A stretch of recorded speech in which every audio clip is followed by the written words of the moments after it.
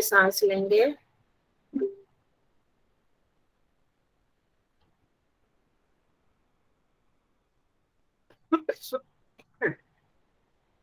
ओम का उच्चारण ओम।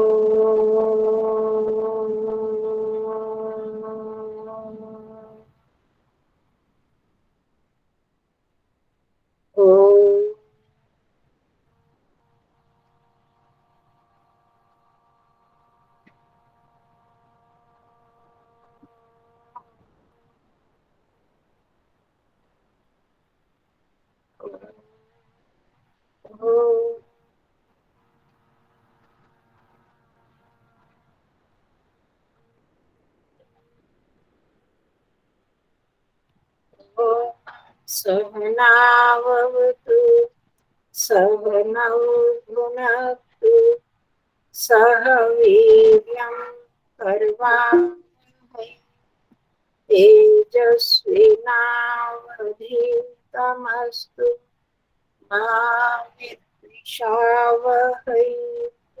ओम शांति शांति शांति।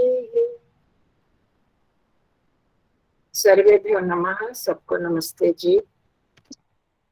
हाँ जी, आप पूछो पुष्पा बहन जी। नानृतम का पूछ रहे थे।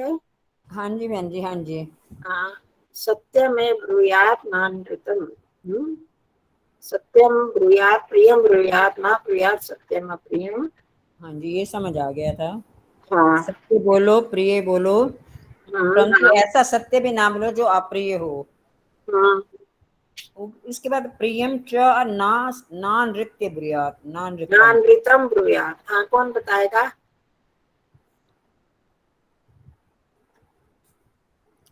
इसका अर्थ कौन बताएगा? प्रियम च नानृतम ब्रूयात। प्रियम च नाम। ये रंजना जी, सविता जी, शशि दीदी। सॉरी, झूठ बोलना ना अमृतम।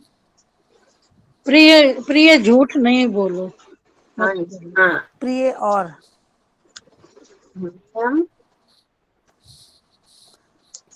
प्रिय, प्रिय और झूठ। और प्रिय और उसके साथ जुड़ जाएगा। और दो चीजें हो गई ना, सत्य बोलो प्रिय बोलो।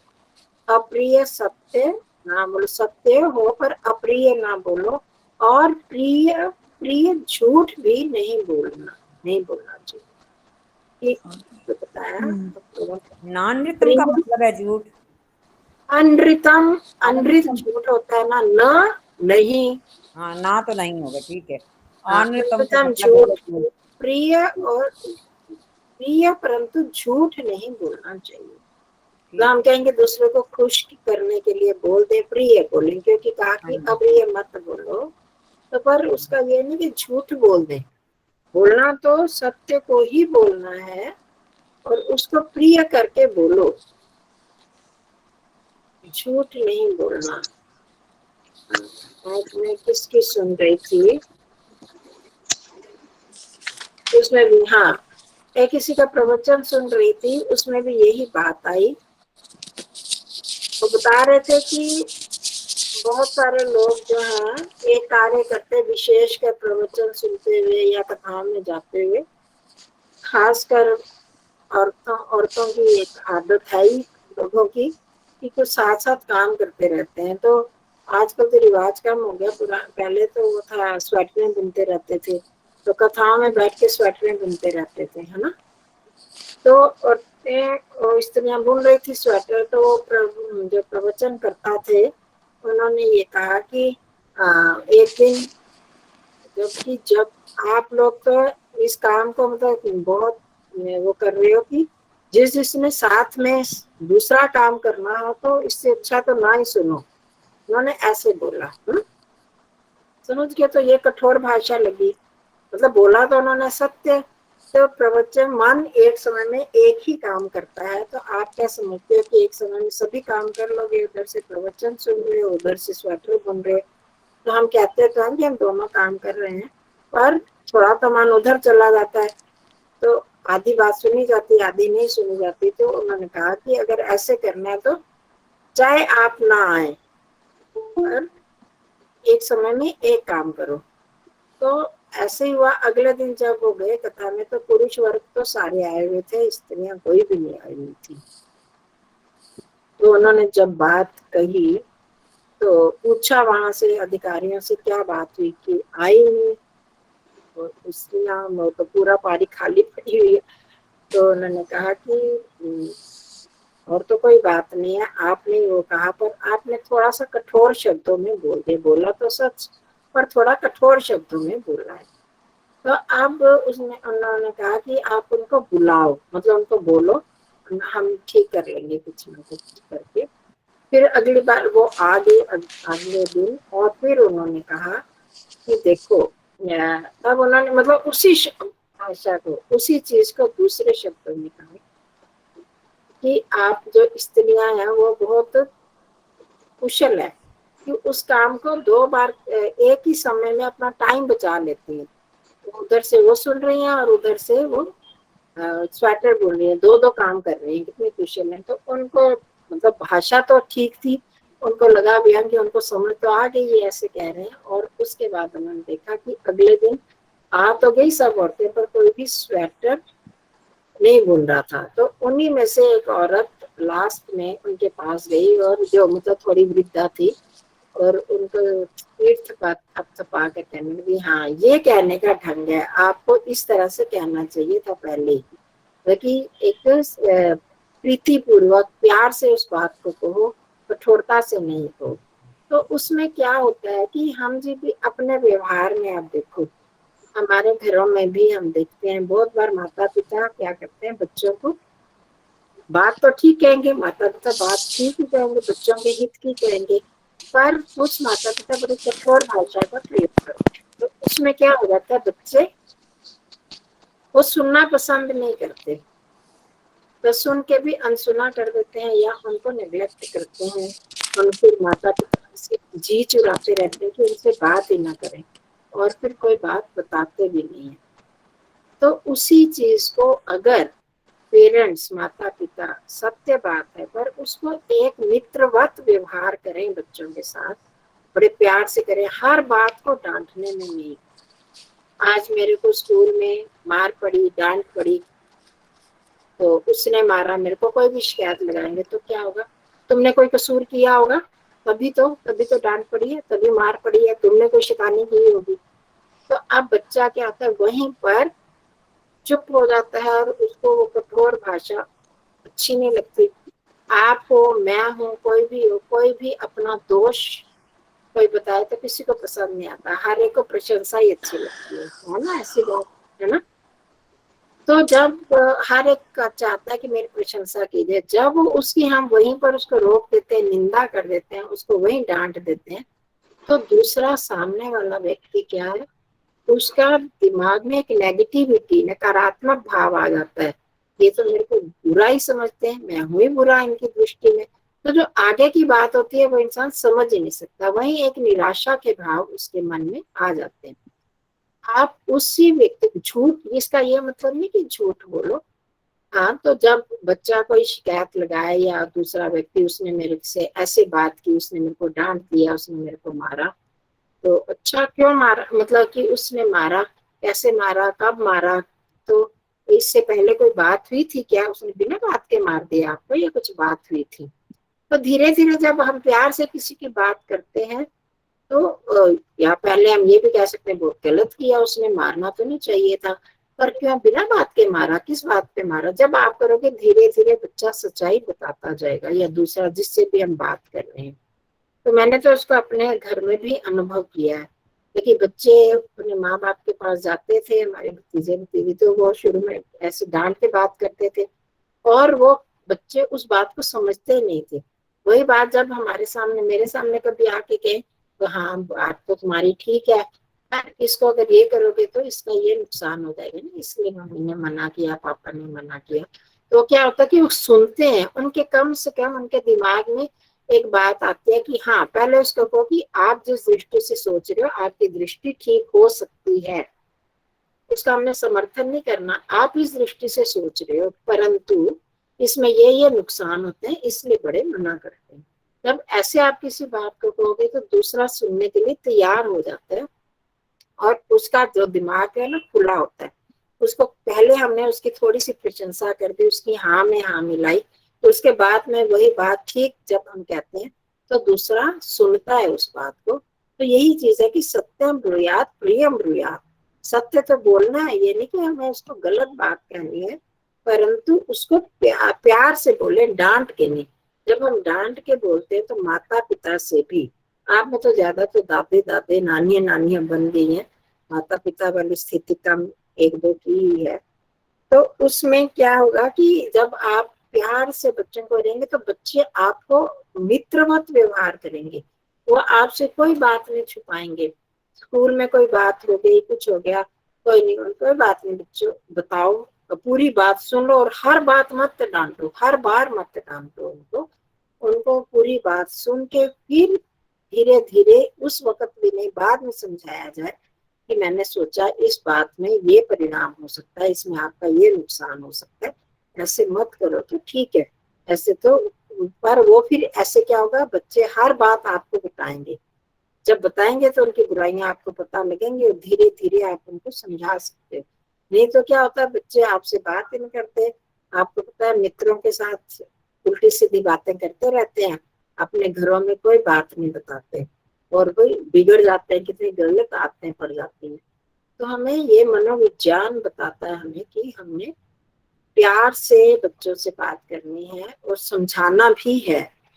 तो ऐसे करते करते बच्चे जब एज अ फ्रेंड आपसे फ्रेंडशिप बना लेते हैं, मित्र का व्यवहार करते हैं, तो फिर हर बात खुल के आप बताते हैं, हर बात में उनको मत डांटो, हर बात में गलत मत कहो, ढंग से उनको उनकी हानियां बतानी। यही होता है प्रिय बोलना और सत्य बोलना।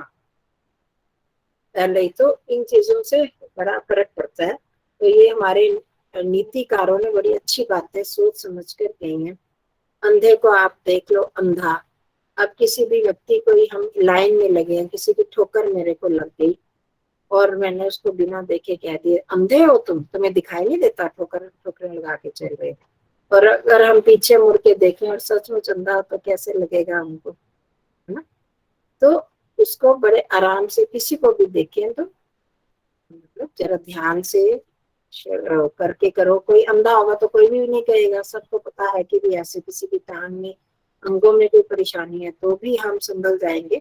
तो हमें किसी को भी कठोर बात कुछ भी नहीं कहनी चाहिए, आराम से प्यार से बात करो। अगर नहीं कर सकते प्यार से तो छोड़ दो उसको कहने की आवश्यकता नहीं है, क्योंकि उसका हम बहुत बार, हम जो आर्य समाजी लोगों में भी ऐसी बात हुई, क्योंकि आर्य समाज से लोग भागना शुरू हो गए।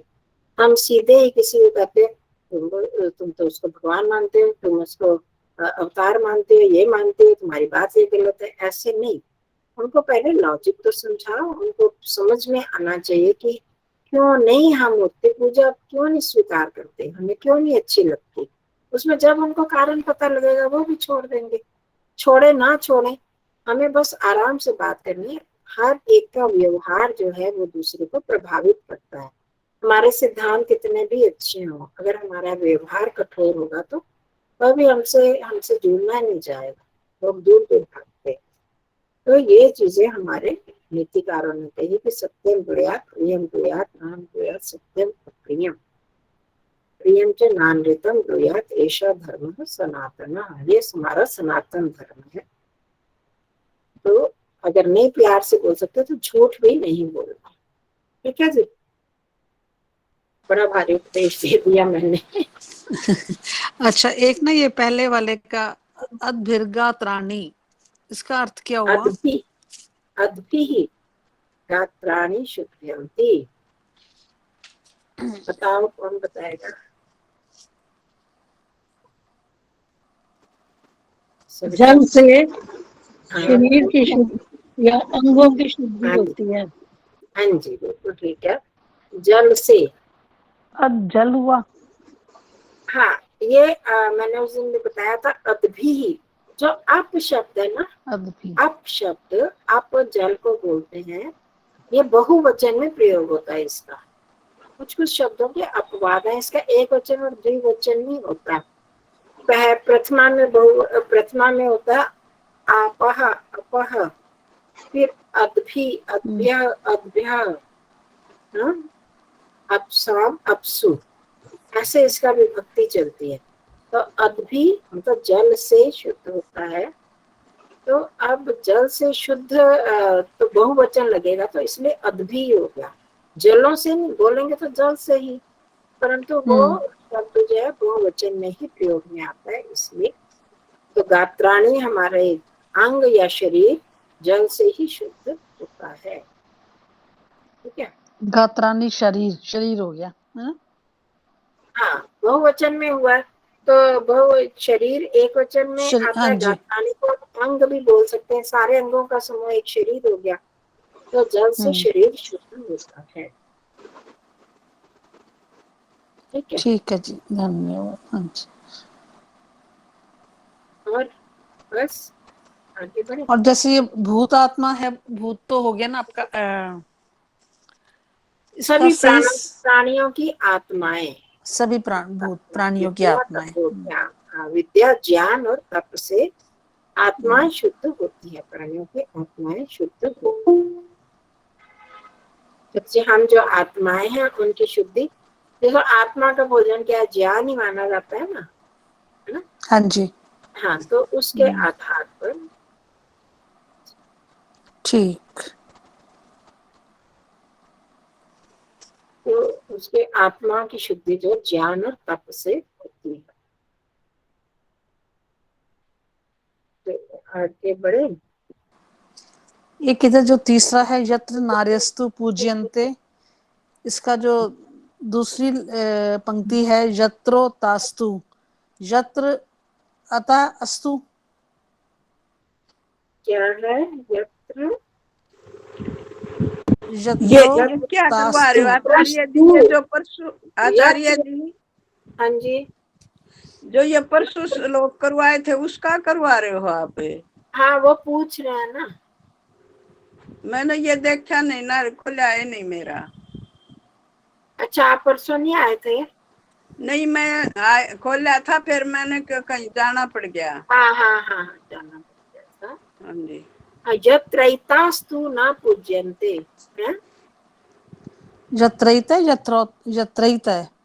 अच्छा, यत्रैताः एतास्तु, अच्छा, यत्र यत्र एतः अस्तु, है ना। नहीं, अस्तु नहीं, तू, यत्र तू, एताः, एताः विसर्ग अच्छा, का स बन गया ना, आगे तक आया तो हाँ तू, जी, यत्र अच्छा, एताः तू तू, न पूज्यन्ते, जहाँ पर ये नहीं पूजी जाती। हाँ जी, तू अर्थ वैसे तो होता है और कहीं पर निश्चय अर्थ में भी होता है, तो यहाँ पर तू का तो जंचता नहीं है, तो निश्चय अर्थ में ले लेंगे।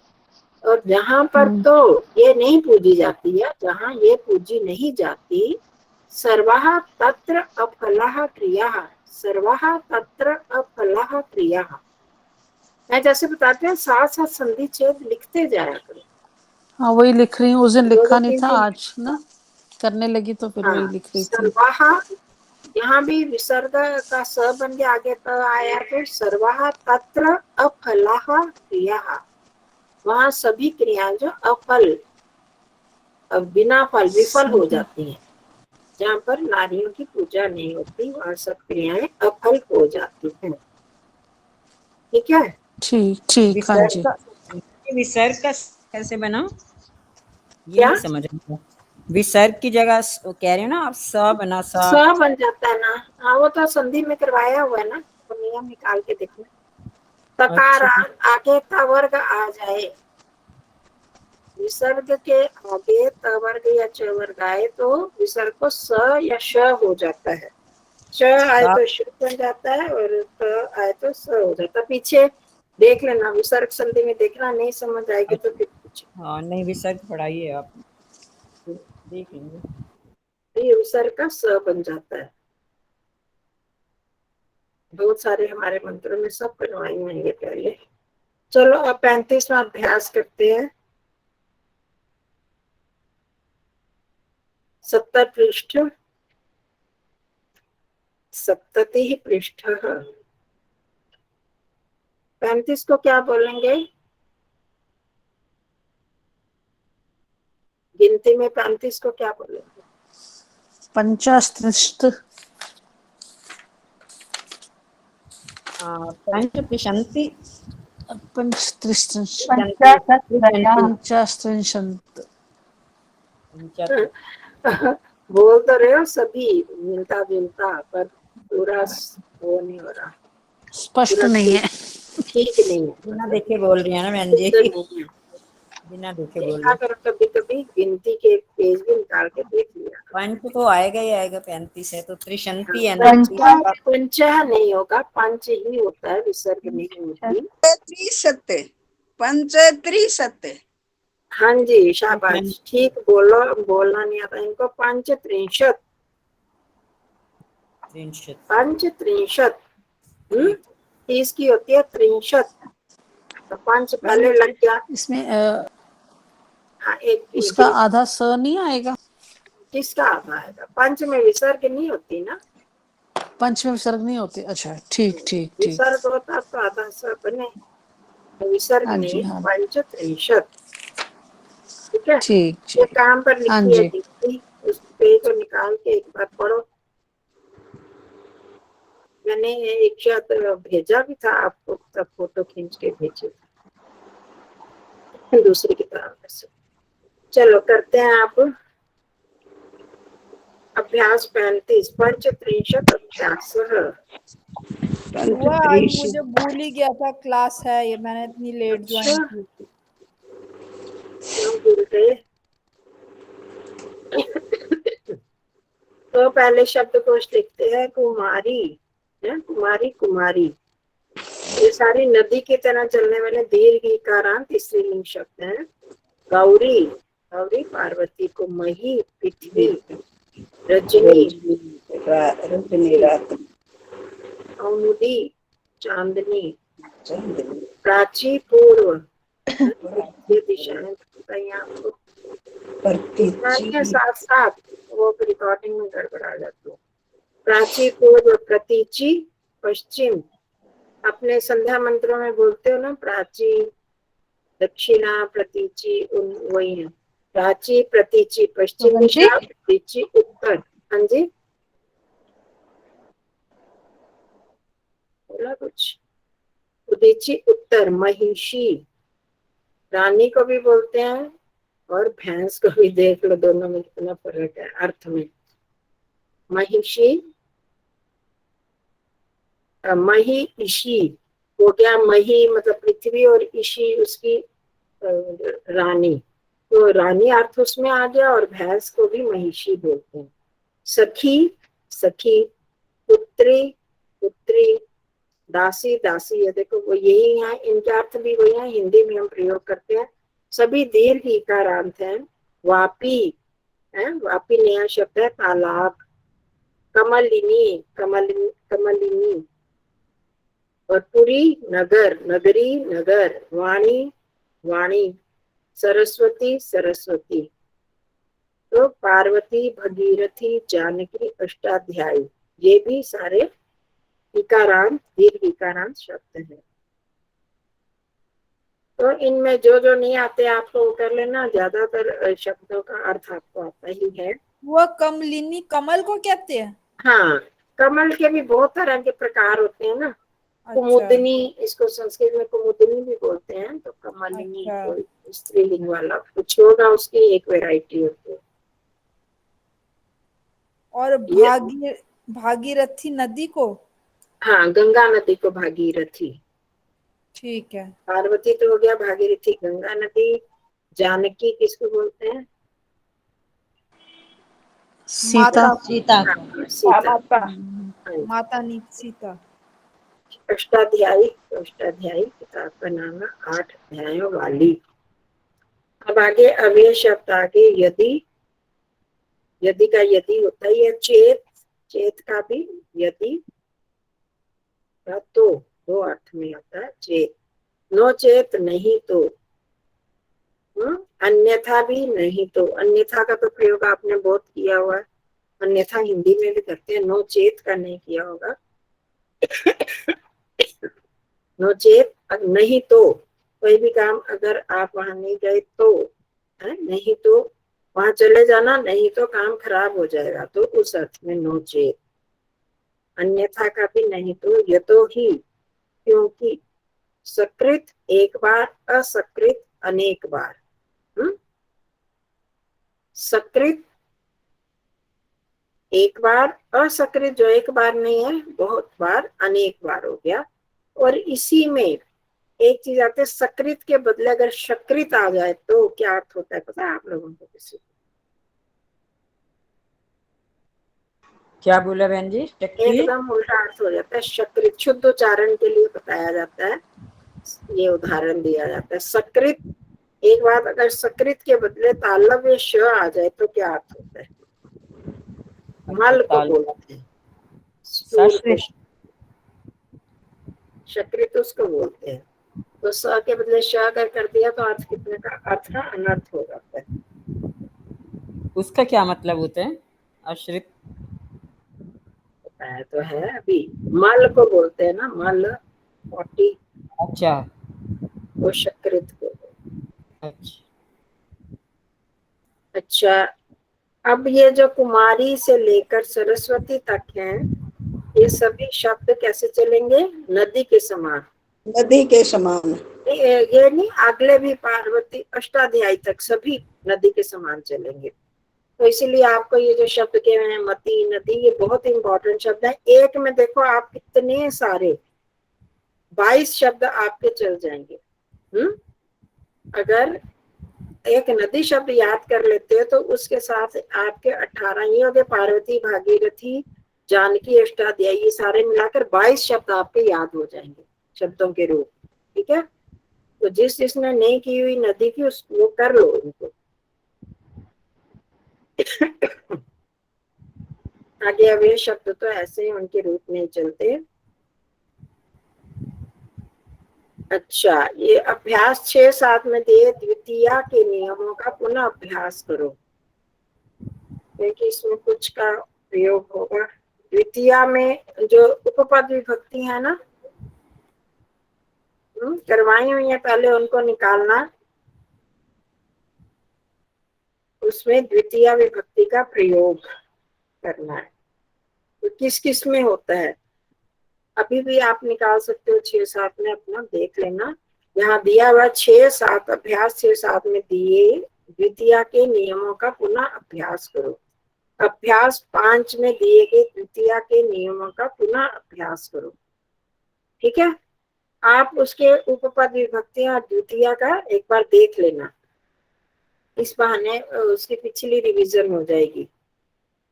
बहुत सारे शब्द जिनकी द्वितीया, एक तो कर्म में द्वितीया का प्रयोग होता है और दूसरा कहाँ पर होता है? जो भी कर्म होता है उस कर्म में द्वितीया लगाई जाती है। और फिर अभिता, परितः, समया, निकुषा, हा, प्रति, अनु के साथ भी द्वितीया विभक्ति का प्रयोग होता है। और जहाँ जाया जाता है गति शब्द वाली धातुओं में भी द्वितीया का प्रयोग होता है। हम करते हैं ना, जहाँ भी जाते हैं, वो वन में जाता है तो हम वने गच्छति नहीं बोलते, वनम गच्छति बोलते हैं ना। हाँ जी। ग्राम में जाता है तो ग्रामम गच्छति बोलते हैं।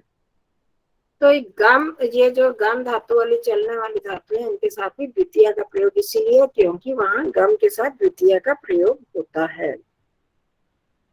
तो और कर्म में तो होता ही है। तो इस तरह से इनको आप देख लेना। और भी है उभयता, सर्वता, अधिक, ऊपरी, ऊपरी, अधोधा, ये इन सब के साथ द्वितीया का प्रयोग होता है। अंतरा के साथ अधिष्ठा, अध्यास वगैरह, इनको एक बार याद देख लो पूरे, क्योंकि बीच बीच में जब आते हैं तो भूल जाते हो क्या प्रयोग करना है वहां पर। कंचन जी, हाँ जी, जरा जाना है जरा, तो अच्छा, क्षमा चाहूंगी, क्लास छोड़ रही हूँ। धन्यवाद जी, नमस्ते जी। जी नमस्ते जी। तो अब हमने क्या करना है, ये तो हो गया पिछली रिवीजन के लिए और इन शब्दों के लिए। बुआ ये 6-7 क्या लिखा है? अभ्यास 6-7 कौन सा हुआ? इसमें ये अभी 35 के पीछे 6-7 अभ्यास हुआ। देखो पढ़ो 2 नंबर में, हाँ द्वितीय के नियमों का पुनः अभ्यास करो। तो ये कौन अभ्यास सा हुआ, 6-7 कौन सा हुआ? 6 और 7 अभ्यास पीछे निकालोगे ना एक्सरसाइज, अब उसमें पाठ है, अभ्यास पाठ है, 6-7 पाठ है हाँ और 5 है 6-7 में इनका द्वितीय विभक्ति के नियमों का बताया गया, हाँ वो उसमें आपने रिवीजन करनी। ठीक है, ठीक है बुआ। अब हाँ, अब आगे आ रहा है शानच प्रत्यय। हमने क्षत्रिय प्रत्यय किया पीछे, किस अर्थ में? हुए अर्थ में किया था। और वर्तमान काल में जो काम करते हुए चल रहा है, तो उसमें चाहे भूतकाल में हुए करते हुए वो कार्य, तो भूतकाल का वर्तमान बन जाता है। भविष्य काल में भी वो करते हुए, तो वहां पर क्षत्रिय प्रत्यय का प्रयोग किया था ना। जैसे कर रहा होगा, जा रहा होगा, वो खा रहा था, मैं गया तो खा रहा था, ताकि उस समय वो काम चल रहा था। तो इसी तरह शानच प्रत्यय का प्रयोग भी इसी अर्थ में होता है। तब बताया ना 2 प्रत्यय होते हैं, क्षत्रिय और शानच। जो परस्मयी पदी धातुएं हैं, जो धातुएं चलती हैं पठती पठता पठंती की तरह, वहां तो क्षत्रिय प्रत्यय लगता है। और जो धातुएं आत्मनेपदी में चलती हैं, उनमें शानच प्रत्यय लगता है। अर्थ वही होता है, आया समझ में? उसी अर्थ में आत्मनेपदी धातुओं में शानच प्रत्यय लगेगा और परस्मय पद में क्षत्रिय लगता है। क्षत्रिय का हमने अभ्यास कर लिया हुआ है, तो इस शानच का आज यहाँ पर करते हैं। आत्मनेपदी धातुओं के लट के स्थान पर शानच हो जाता है। जो आत्मनेपदी धातु है, जैसे सेव है, याच धातु है, ये आत्मनेपदी है ना, तो इनमें क्षत्रिय ने लगा के उसी अर्थ में शानच लगाया जाता है। तो शानच में क्या लगाते हैं? आन हो जाता है। शानच प्रत्यय होने पर शब्द के रूप पुल्लिंग में रामवत चलेंगे। जब आन लग गया, अकारांत बन गया ना, अकारांत जब बन गया तो फिर राम की तरह चलेंगे। ठीक है,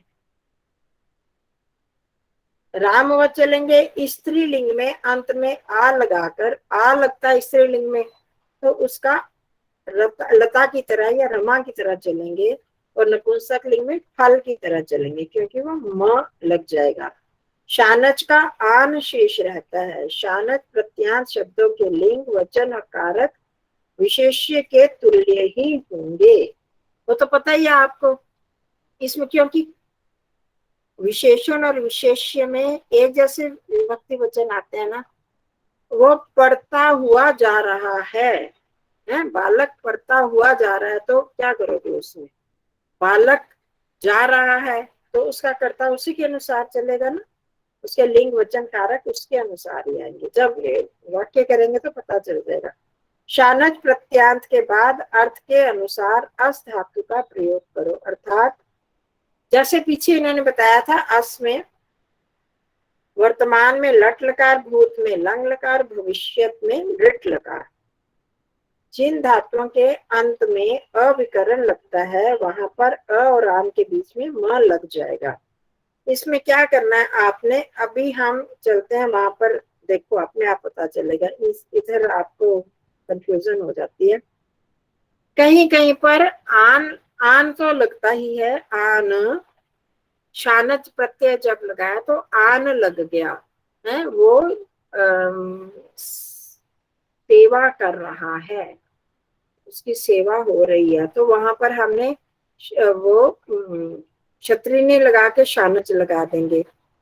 पर अगर कहीं कहीं पर धातुओं में जब अ बाद में आ जाता है, तो अ के स्थान पर मान लगा दे, आन ना लगा के मान लगा देते हैं, जैसे सेव मान, ऐसे। तो इसलिए आप इस चक्कर में ना पढ़ के इधर आओ, सीधा इसको पेज नंबर जहां पर धातुओं दी हुई है ना,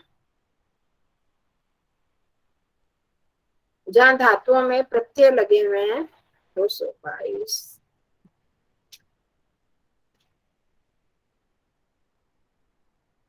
प्रत्यय, ये 222 पृष्ठ पे आ जाओ। यहाँ पर क्षत्रिय प्रत्यय अधिक है। मैं आपको कुछ प्रत्यय भेजूंगी शानच वाले। यहाँ पर आप आत्मनेपदी 224 पृष्ठ पे आओ।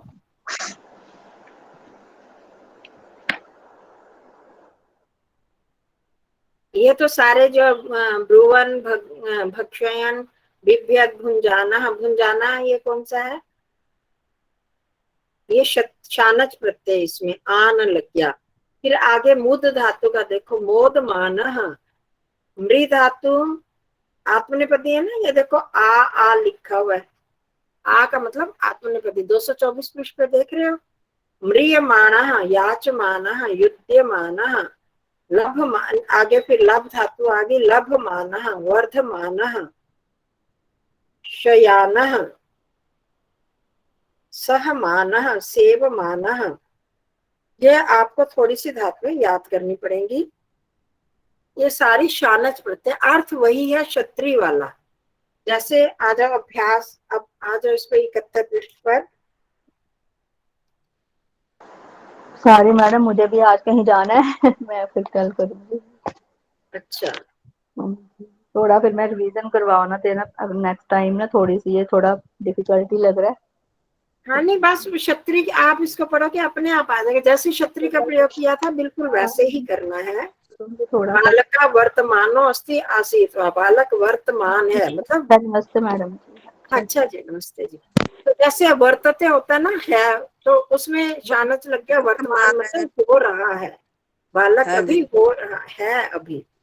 तो उसमें बालक वर्तमानो अस्ति आसीत वा, आज धातु लगाया था वहां पर भी उन्होंने। तो आसीत वा भूतकाल में लगाना है तो उसके साथ आसीत लग जाएगा, भविष्य में होगा तो भविष्यति लग जाएगा। कुमारी कार्यम बुआ एक बात बताओ, जैसे बालक वर्तमान, तो ये वर्तते का वर्तमान बना है। हाँ जी, हाँ जी। तो अस्थि भी लगेगा फिर? हाँ, इन्होंने वही तो मैंने देखो पिछली बार भी कहा था, मैंने यहाँ ये पहली बार पढ़ा है इस तरह से जो इन्होंने प्रयोग किया, जबकि हमने तो पर अर्थ भी मैंने आपको समझा दिया था। ये अर्थ तो वही बनता है करते हुए, वैसे ही इसका हुए अर्थ में आता है क्षत्रिय और शानच का प्रयोग। परंतु जब वो करते हुए है, वो खाना खाते हुए है, मतलब क्या है कि अभी वो खाना खा रहा है बंदा, है ना।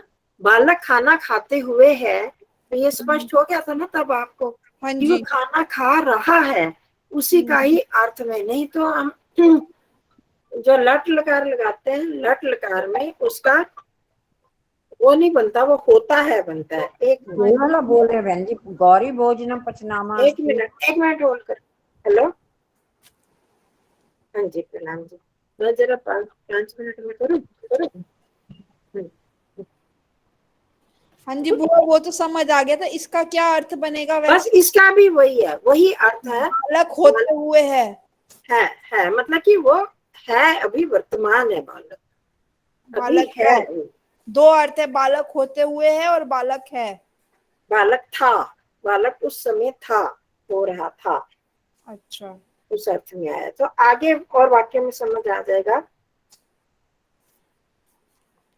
तो अगली बार और करवा दूंगी। कुमारी कार्यम कुर्वाणा अस्ति आसीत्वा, कुमारी जो लड़की, कुमारी कन्या कार्य करते हुए है और थी या थी, मतलब कार्य कर रही है या कर रही थी। समझ आ गई? अर्थ तो वही है, कुमारी कार्य करती। अब कुर्वाणा में क्या लग गया? शानच प्रत्यय लग गया प्री धातु के साथ। शानच में स्त्रीलिंगी लग गया तो लता की तरह चला। कुर्वाणा कार्यम कुर्वाणा अस्ति, मतलब कार्य करती हुई, कार्य कर रही है और कार्य कर रही थी। अगर यहीं पर बालक हो तो बालकः कार्यम कुर्वाणः अस्ति आसीत् वा, कुर्वाणः उसमें राम की तरह विसर्ग लग जाएंगे, रामः। बालक कार्य कर रहा है या कार्य कर रहा था। गौरी भोजनम पचमाना अस्ति, गौरी पार्वती अर्थ में वो भोजन पका रही है। समझ आ गया? पकाती हुई है मतलब वो पार्वती क्या कर रही है? पका रही है भोजन। तो अभी आप उसको देखिए तो क्या पकाती हुई है, दूसरे शब्दों का ही फर्क है, बाकी कोई वो नहीं है, अर्थ तो वही है। तो भोजन पका रही है, तो पचमाना बन गया, इसमें शानच प्रत्यय लग के पचमाना आ गया। शिष्य अधियाना, शिष्य पढ़ रहा है, अधि अधि उपसर्ग के साथ लगा, याना शब्द लग गया, ई अधि ई होता है अध्ययन करना, और उसके साथ शानत प्रत्यय लगा तो अधियाना बन गया। शिष्य अधियाना अस्ति, शिष्य पढ़ रहा है, पढ़ता हुआ है।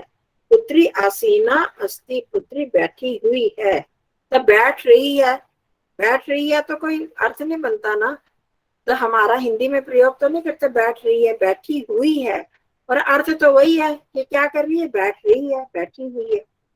तो शब्दों का फर्क है, बाकी अर्थ वही है।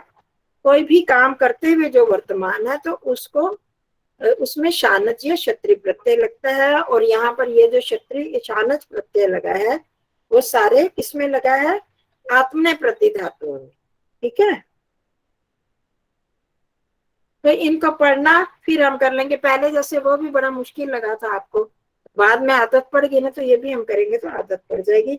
मैं आपको एक लिस्ट भेज दूंगी इसकी शानच प्रत्यय के धातुओं की, वो आपके सामने आ जाएंगे। ठीक है, यहाँ तो बीच बीच में ना तो आपको ढूंढते हुए थोड़ी मुश्किल लग रही होगी, तो मैं लिख के या करके एक लिस्ट भेज दूंगी आपको इकट्ठी, तो फिर उसको आप याद कर लेना शानच प्रत्यय के साथ क्या क्या बनेंगे। पुत्री बैठी हुई है या बैठ रही है, एक ही बात हुई।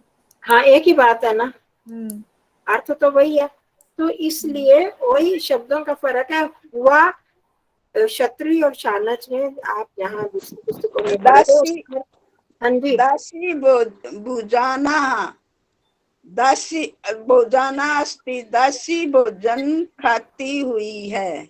हाँ मतलब खा रही है, खाती हुई है मतलब हुई, खा रही है, तो वही है, खा रही है। तो आप सीधा करो, रही है अर्थ में, या रही थी अर्थ में, या रहा था अर्थ में शानच या क्षत्रिय प्रत्यय लगते हैं। आचार्य जी ये साथ में का बताइयो।